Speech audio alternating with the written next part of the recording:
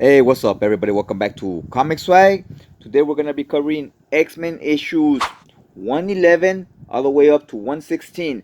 This would start from June of 1978 all the way up to December of 1978. Now, this issue starts off where we're in a circus, and Sean Cassidy, aka Banshee, he's kind of like the circus ringleader, and he's introducing us to all the X-Men.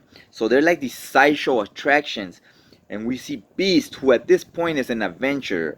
He hasn't been formally introduced to all the new X-Men, but he recognizes them, and he feels like something's fishy is going on. Why are they trapped here, and why is Sean Cassidy acting this way? So we jump back to a flashback to kind of explain how did we get to this situation.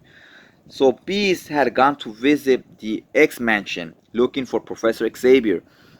Mansion was empty. He saw this letter saying Professor X and Lilandra had left on vacation. So he's like, who is Lilandra? If you tuned into our last episode, Lilandra is someone that was the sister of an emperor in space, and she is now leader of the Shared Empire. Okay, so she had contacted Professor Xavier because there was this big shenanigans going down in space, and she needed his help. Now she's on Earth, and during this time she has been on Earth, her and Professor Xavier, they formed a strong bond, so they started dating. So they are not home right now, and the rest of the X-Men, as you can see, are on this circus. So Beast, he's looking through and the X-Mansion, he gets some clues, he looks through the computer, he finds where the X-Men are. That's how he found this circus. So now we're at current time. Here, nothing is like it seems. So Beast waits for everybody to finish putting on their little shows. He goes to contact Jean Grey. She's acting completely different. She's acting like she's Marilyn Monroe, basically.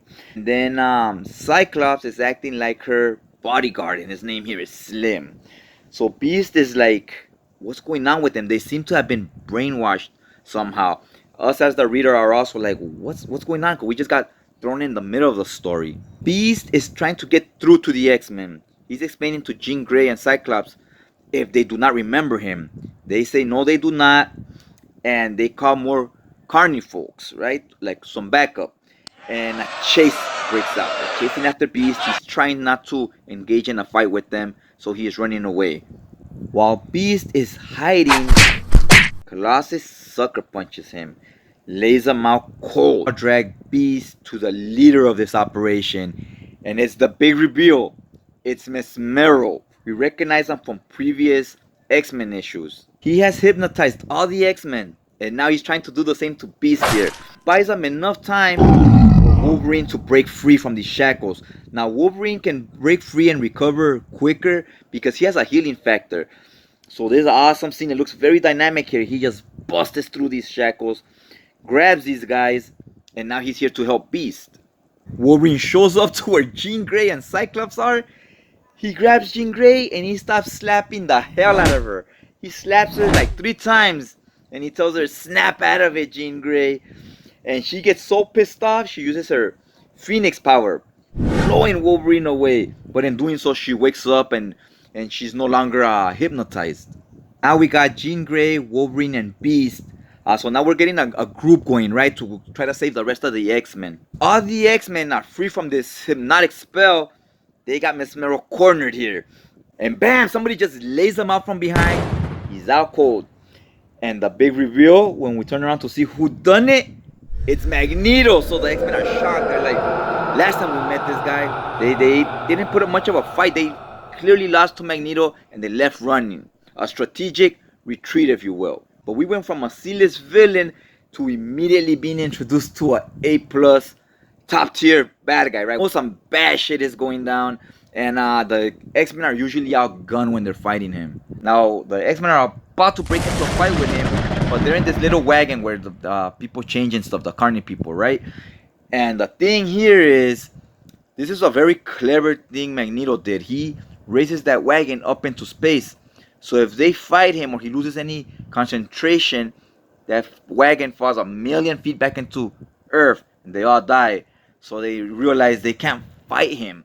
and he's taking this wagon halfway across the world to another country. Seeing the cleverness of Magneto, how smart he is and how strategic he is, we also get to see how ruthless he is. Because we're in space, and he picks up the body of Mesmero, tosses it out of the wagon into space just to fall to his death. That was crazy here. It was very vicious and aggressive of Magneto, so you know he's pissed. But it also shows us as the reader, like, this is what could happen to the X-Men if they leave this wagon. So now we know why they can't fight Magneto at this moment. So they have arrived at Antarctica, and in Antarctica there is a volcano.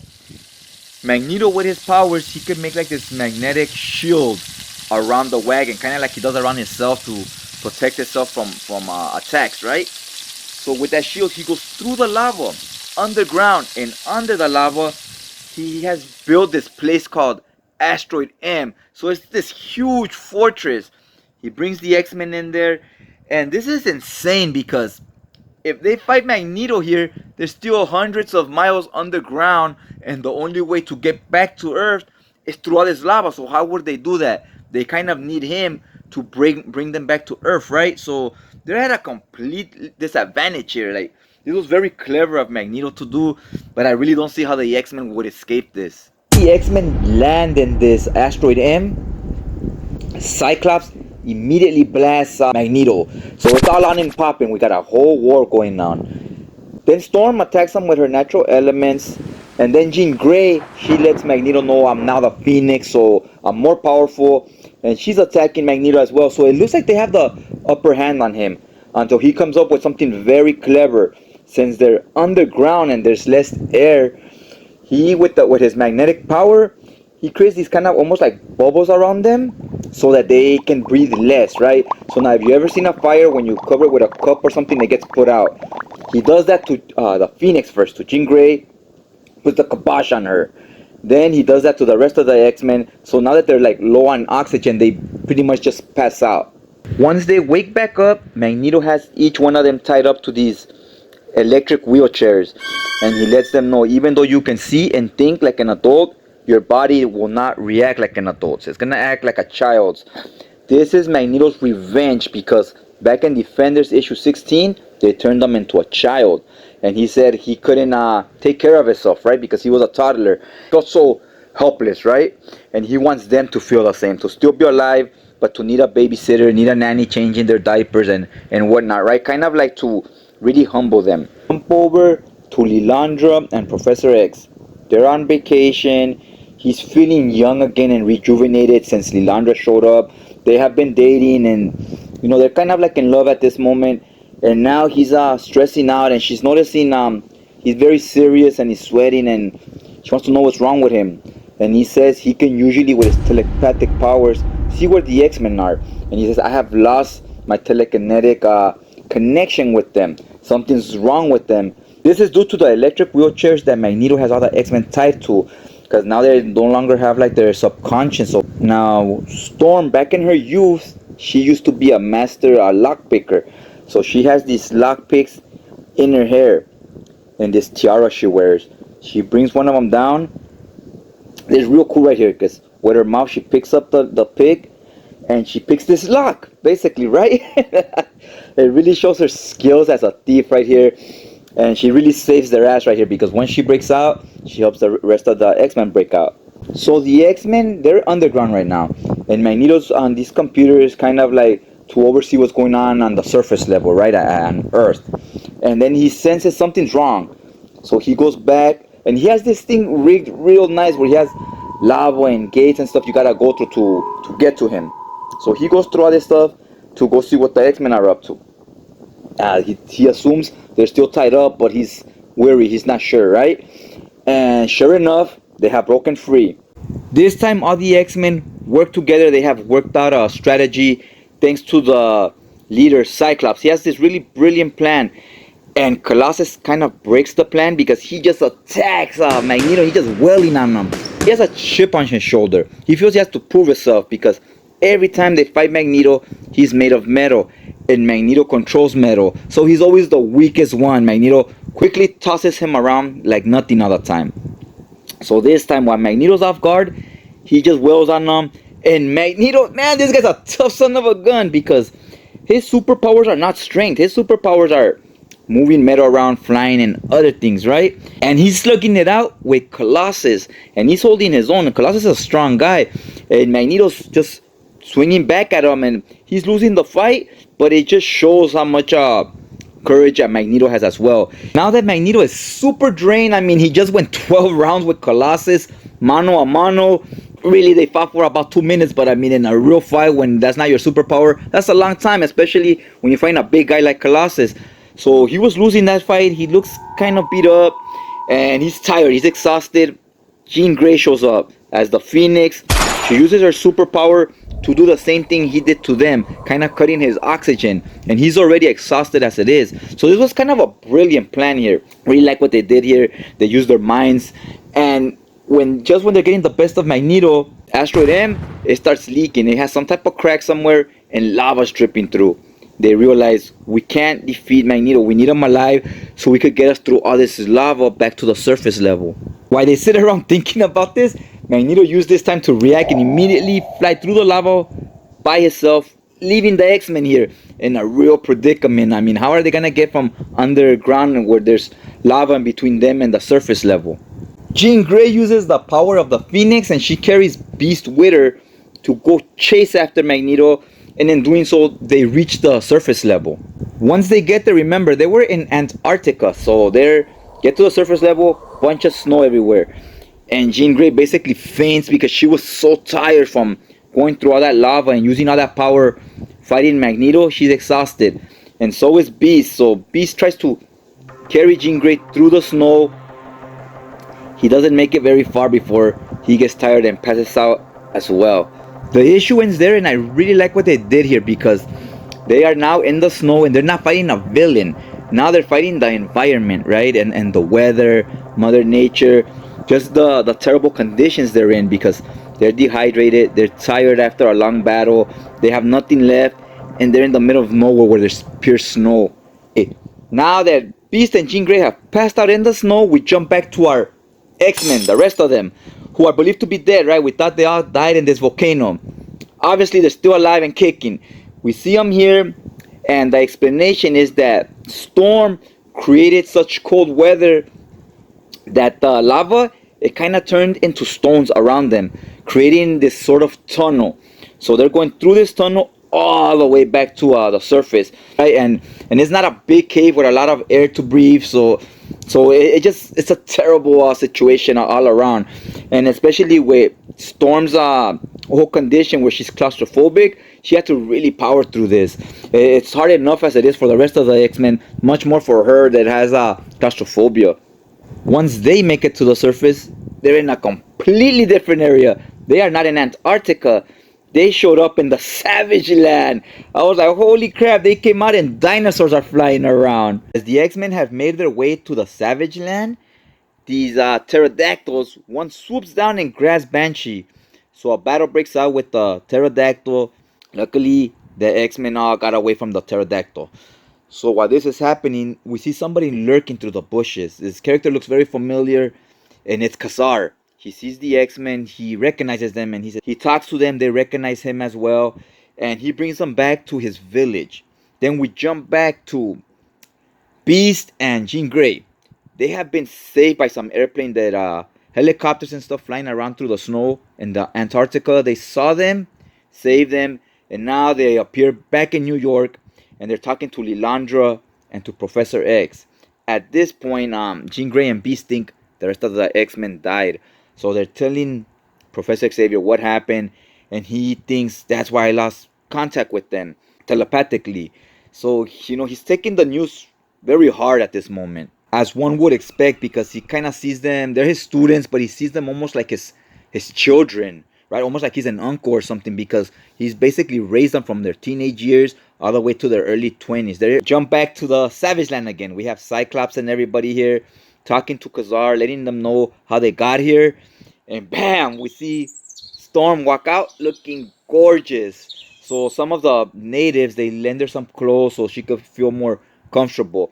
And everybody's just relaxing and they're soaking it all in. They've realized hey, you know, we've made it this far. We got away from this huge battle with Magneto, and they're just starting to realize, you know what, we lost Jean Grey and Beast. Cyclops is out by this lake, and he's shaving because he looks a little rough around the edges at the moment. Showering, washing up, and as he's shaving, he leaves his mustache, and he looks at the reflection on the lake, and he realizes when he leaves his mustache, he looks a lot like Corsair, the leader of the Starjammers. Cyclops does not know at this point, but us as the reader, we know Corsair is actually his father. And as he's doing this, he's also thinking about Jean Grey. He's realizing, you know what? He thinks Jean Grey is dead, but he doesn't feel like he thought he would feel. He's like, I don't feel like I lost Jean Grey right now because I felt like I lost her a long time ago, back when they came back from space and she turned into the Phoenix. Since then, she's been acting kind of different, more aggressive, because these new powers, the Phoenix, is kind of changing her personality and taking over her. And since then, Cyclops, since he's been dating her for a long time, he's noticing these changes, and he kind of felt he lost her back then, like it's somebody else. We jump back to Wolverine, and he's looking at this picture of Jean Grey, and he's falling in love with Jean Grey, with this new Jean Grey, the one that's like more aggressive and more Phoenix than she is Jean Grey. Wolverine is actually taking the loss harder than Cyclops is, because he's in love with this new version of Jean Grey. As everyone is hanging out in the lake, relaxing, everybody's taking a swim and walking around, and Storm is just sitting in the river, soaking in some water, right? And somebody says, oh, I need power. And when they grab her, they say, oh, I never felt this much power. So this person is Sauron. Sauron, his name is Lycos. He's basically like a vampire. But instead of turning into a vampire or a werewolf, he turns into a pterodactyl. So he fits right in the savage land. And he needs to drain the energy of somebody so that he can live, right? And then he can power up and turn into Sauron. We believed for him to have gotten lost a long time ago. We knew he was somewhere in the savage land. And boom, here he is. I love the cover to issue 115, where Sauron is just kind of like towering over the rest of the X-Men, with Storm just laid out, right? Because she has been drained of her powers.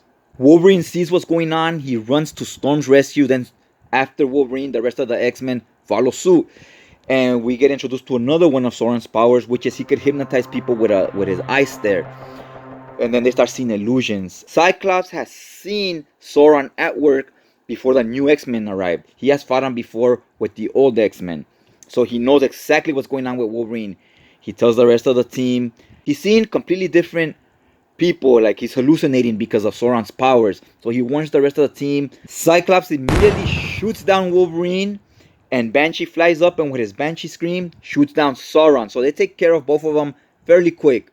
Khazar shows up and stops the whole fight. He lets the X-Men know this is Lycos. He's not a bad guy. He just needs to suck people's energy to live, or else he'll die. So the X-Men, they don't trust him because they have encountered Sauron before, but they do trust Khazar.